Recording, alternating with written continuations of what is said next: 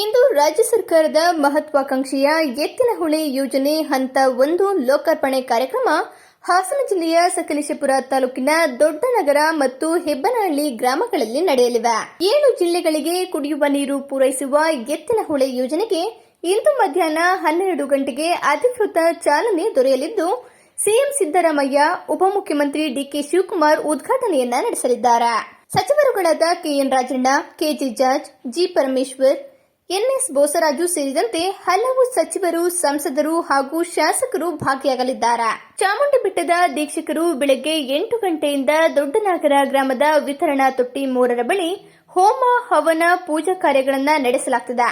DCM DK Shivakumar ಹೋಮ, ಹವನ, ಪೂಜಾ ಕಾರ್ಯದಲ್ಲಿ ಭಾಗಿಯಾಗಿದ್ದಾರೆ.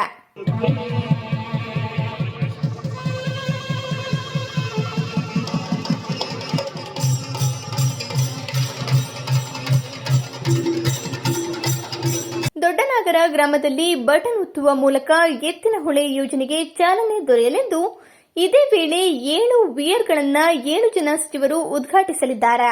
ನಂತರ ಹೆಬ್ಬನಹಳ್ಳಿ ಗ್ರಾಮದಲ್ಲಿ ಗಂಗೆಗೆ ಮುಖ್ಯಮಂತ್ರಿ, ಉಪಮುಖ್ಯಮಂತ್ರಿ, ಸಚಿವರು, ಸಂಸದರು ಹಾಗೂ ಶಾಸಕರು ಬಾಗಿನ ಅರ್ಪಿಸಲಿದ್ದಾರೆ.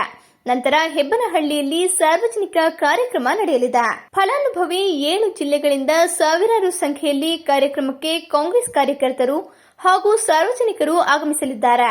ಬಿಗಿ ಪೊಲೀಸ್ ಬಂದೋಬಸ್ತ್ಗಾಗಿ 1500ಕ್ಕೂ ಹೆಚ್ಚು ಪೊಲೀಸರ ನಿಯೋಜನೆ ಮಾಡಲಾಗಿದೆ.